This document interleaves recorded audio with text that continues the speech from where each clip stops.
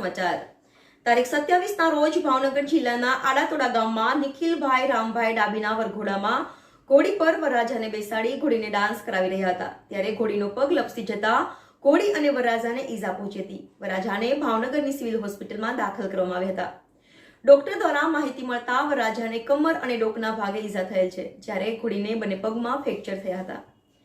Reporter Dhaval Solanki, NN news, Rajkot. દર્શક મિત્રો, તમારી આસપાસ બની રહેલી અનવી ઘટનાઓ વિશે જાણવા માટે NN ન્યૂઝને લાઇક કરો, શેર કરો, સબસ્ક્રાઇબ કરો અને બેલ આઇકન પ્રેસ કરો જેથી આપને નોટિફિકેશન્સ મળતી રહે।